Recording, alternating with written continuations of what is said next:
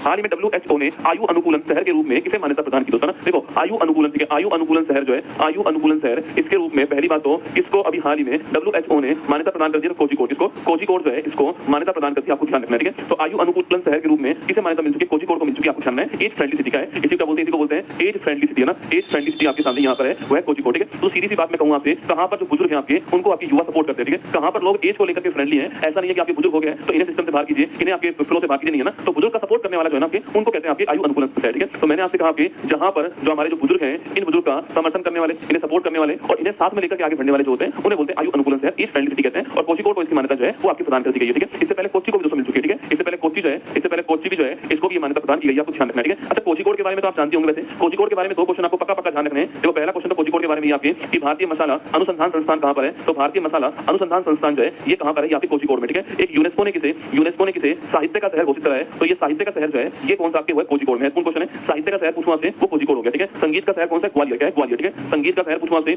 यह हो गया ग्वालियर, ठीक है। और साहित्य का शहर पूछूं आपसे, तो भारत का पहला साहित्य का शहर कौन सा, कोझिकोड, आपको नाम ध्यान रखना है। भारत का पहला साहित्य का शहर, ये भी सवाल आपसे पूछ सकता है, ठीक है। और मसाला अनुसंधान संस्थान कहां पर है, ये भी कोझिकोड के अंदर, ठीक है। और अभी जो है कोझिकोड को एज फ्रेंडली सिटी जो है ये घोषित कर दिया गया है। ऑप्शन नंबर बी ठीक आंसर है, कोझिकोड आपका ठीक आंसर, ध्यान रखना कौन है, कोझिकोड, ठीक है। अच्छा बताओ फटाक से, जो भारत में हल्दी अनुसंधान संस्थान है, हल्दी जो बोर्ड है भारत का, वो कहां बना है, ठीक है। इसके अलावा पूछूं आपसे वाणिज्य कृषि अनुसंधान संस्थान जो है, वाणिज्य कृषि अनुसंधान संस्थान जो है ये कहां पर, ठीक है। तो वाणिज्य कृषि अनुसंधान जो संस्थान है ये कहां पर आपको बताना है, ठीक है। तो भारत में हल्दी बोर्ड कहां पर है, इसके अलावा वाणिज्य कृषि अनुसंधान संस्थान जो है ये कहां पर बताना आपको। इसके अलावा जो आलू केंद्र आपके ये कहां पर है, इसके अलावा central drug research institute CDRI जो है ये कहां पर है। इसके अलावा नेशनल डेयरी रिसर्च इंस्टीट्यूट जो है NTRI जो है ये कहां पर आपको बताना है, NTRI कहां पर है। देखो पहला क्वेश्चन आपके सामने हल्दी वाला पूछूं आपसे कहां पर है, तो हल्दी वाला आपके निजामाबाद कहां पर है, निजामाबाद के अंदर हल्दी वाला, ठीक है। वाणिज्य कृषि अनुसंधान संस्थान पूछूं आपसे कहां पर है, अरे याद करो पहले इसका नाम था तंबाकू अनुसंधान केंद्र राजमुंदरी, कहां पर, राजमुंदरी, अब इसका नाम चेंज कर दिया, ठीक है। आलू वाला कहां पर, शिमला के अंदर, ठीक है। आलू वाला कहां है, शिमला के अंदर। CDRI पूछूं आपसे सेंट्रल ड्रग रिसर्च इंस्टीट्यूट कहां पर आपकी, ये हो गया कहां पर, लखनऊ के अंदर, कहां हो गया, लखनऊ के अंदर, आपको ध्यान रखना है, ठीक है। और नेशनल आपके नेशनल डेयरी रिसर्च इंस्टीट्यूट की बात करो कहां पर है, ये करनाल के अंदर, कहां है, करनाल हरियाणा, आपको ध्यान रखना है, ठीक है। तो करनाल हरियाणा आपको नोट करना है। आगे बढ़िए, नेक्स्ट क्वेश्चन आपके सामने, तो Kozhikode gets WHO recognition as age friendly city जो है ये आपकी यहाँ पर मिल चुका है ना। भारत सरकार किन शहरों को एशिया और यूरोप जोड़ने के लिए अंडर सी केबल नेटवर्क जो है इसको दोस्तों स्टार्ट, देखो आपके यह भारत हो गया बेटा, भारत आपके एक तो यहाँ से स्टार्ट करेंगे, एक यहाँ से स्टार्ट करेंगे, ठीक है। भाई जब तो आपके